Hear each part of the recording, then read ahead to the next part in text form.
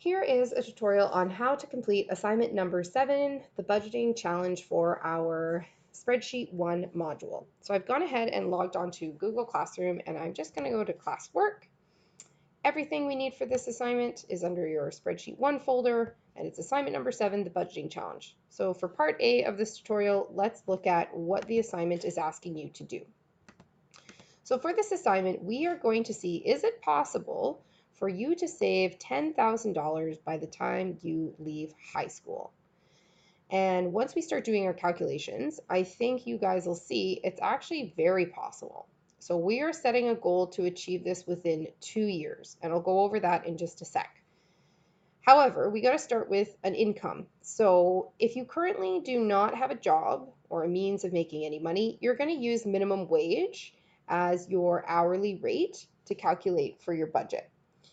If you do have a job currently, what is your hourly wage? Or are you project based, etc.? Come talk to me and I can help you calculate that and figure it out. So what I want from this assignment is to be realistic to you and your lifestyle and where you're at.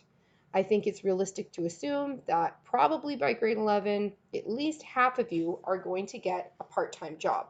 So for some of you, that might mean working just 1 day a week. For others, it might mean a few more.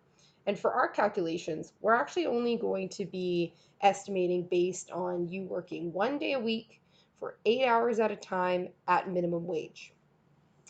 Now, the next thing we want to look at is expenses. So I haven't included expenses such as rent, groceries, car insurance, house insurance, because that doesn't really mean anything to you at this age. Where does your money actually go is usually things like food, entertainment, transportation, communication, clothing, services, miscellaneous. So how I want you to start thinking about your spending habits, and that's what they are, they're habits. We want to look at 1 week. So how I spend money on a Monday is very different than how I spend money on a Saturday.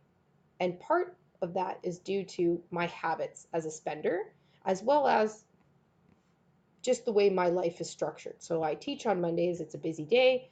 I'm not really going out and about and socializing with friends. It's the start of my week, I'm getting ready.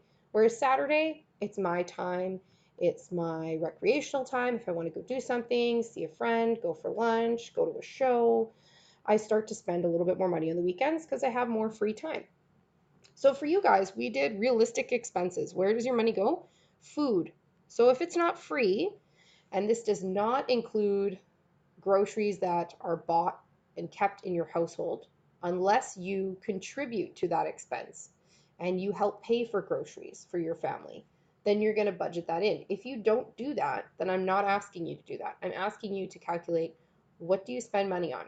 So if you buy coffee every Monday morning and you also every Monday morning like to buy your best friend a coffee too, you're going to budget that in. So if you buy 2 lattes and it's $9, you're going to put $9 under an expense.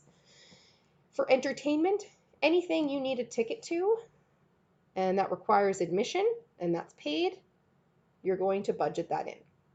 Transportation, so if you pay for your bus pass, if you help pitch for gas, if you have maybe a car, you pay for your car insurance, maybe you're already making a car payment, etc., you're going to put that in. Communication, your cell phone bill. So do you pay your cell phone bill? Do you pay part of your cell phone bill? Whatever is realistic to you. Clothing, so your shoes, your backpack, out workout gear, sunglasses, jewelry, watches, etc.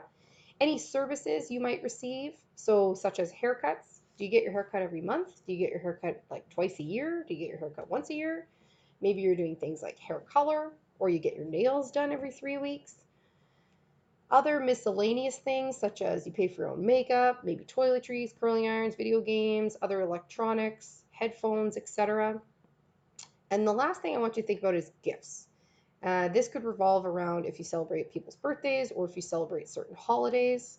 Those things come up every calendar year.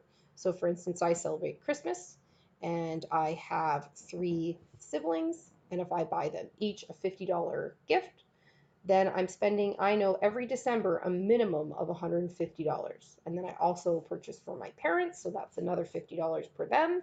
So I'm really spending $250 per Christmas.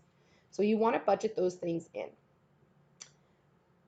When you are looking at your expenses, if you are expected, once you get a job, to pay for, let's say, your bus pass and maybe your cell phone that's expected of you from your family once you start working. And if you start working in grade 11, you've had that conversation, then you're going to budget that in because we want to make this as realistic as possible for you.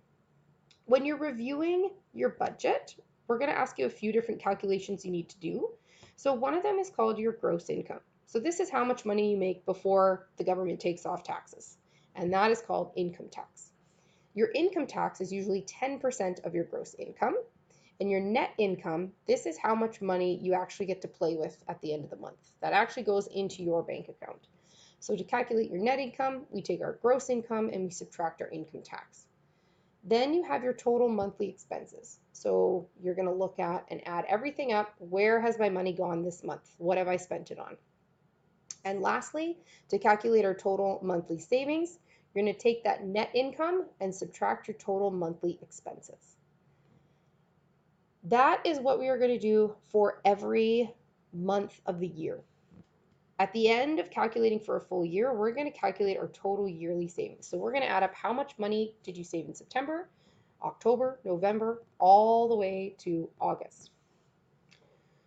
Your total savings after high school is determined by taking your total yearly savings and you're going to multiply that by 2 years. So we are setting a goal that if you were to get a job in grade 11, starting in September, working part-time, so 1 day a week for 8 hours a day at $15 an hour, and then in the summertime you work part-time, 3 days a week, 8 hours at a time for $15 an hour, and we're going to set the end goal to be at the end of August after grade 12.